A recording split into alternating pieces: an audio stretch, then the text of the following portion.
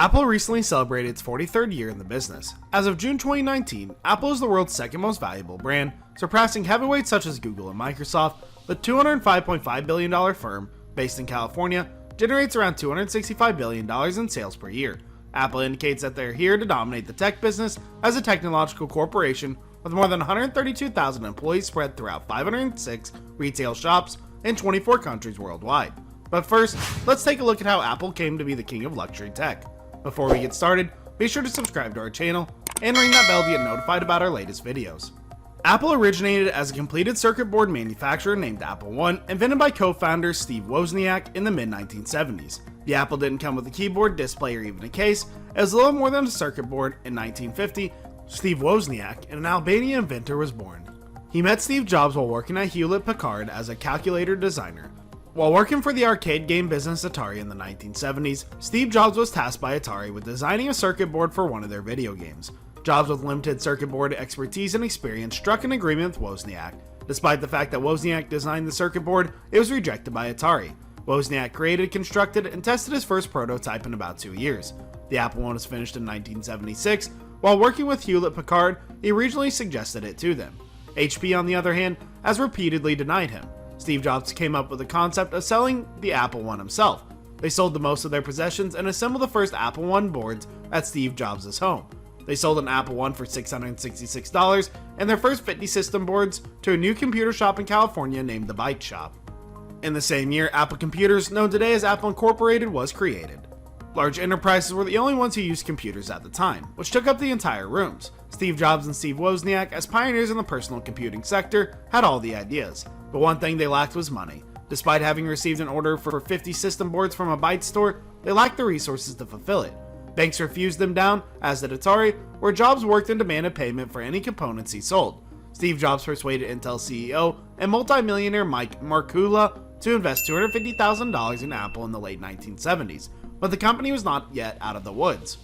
Apple saw phenomenal growth over the next 3 years, with sales increasing by nearly $118 million.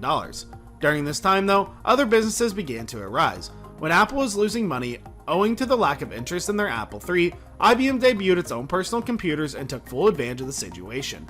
As a result of Wozniak's decision to quit Apple in the 1980s, Apple faced a slew of internal changes. He simply wasn't interested in running Apple laptops any longer. After that, Steve Jobs appointed John Sculley as the president. However, because to tensions about the reduction in sales, Jobs wanted Sculley fired, but the board backed him up and it was Steve Jobs who was fired. Bill Gates, the creator of Microsoft, offered Sculley a license to use the company's software, but he declined. Microsoft would go on to become Apple's largest and most formidable opponent in the 1980s and 1990s. Even though Steve Jobs was no longer at Apple, he had already set things in motion before he departed. He struck a deal with small business called Adobe, and the two of them co-founded the desktop publishing age. Apple recognized that innovation would keep them afloat, and that they needed was an operating system. Their first move was to purchase Next Software, which Steve Jobs founded after being fired from Apple. Jobs was named interim CEO and promptly set about putting his ideas to revive Apple into action. One of his first activities was to seek a partnership with Microsoft to develop an Apple version of their Office suite software. This would help keep current customers while also attracting new ones who previously avoided Apple because it lacked popular Microsoft software. Steve Jobs then introduced the iMac in 1998 as part of his New Differently campaign. Apple sold more than 800,000 copies in 5 months due to its innovative design and utilization of modern technology. He redesigned the personal computer not long after, introducing the iBook, the first Apple personal laptop. 3 years later, Apple released the iPod, a digital music player that freed users from portable cassettes and CD players, allowing them to carry more music in their pockets, as the slogan at the time stated. Steve Jobs showed no signs of slowing down in his career. Though Apple had early moments of glory with its colorful visuals and collaborations with VisitCalc and Adobe, the return of Steve Jobs and the company's alliance with Microsoft was the defining moment. Apple is undeniably one of the most successful firms in the world. Their creativity and vision set them apart from the competition. Let's take a look at how they've kept their title and achieved such client loyalty. Steve Jobs is the first person that comes to mind when you think of Apple. Steve Jobs was an active participant in marketing and a driving factor behind the company's product.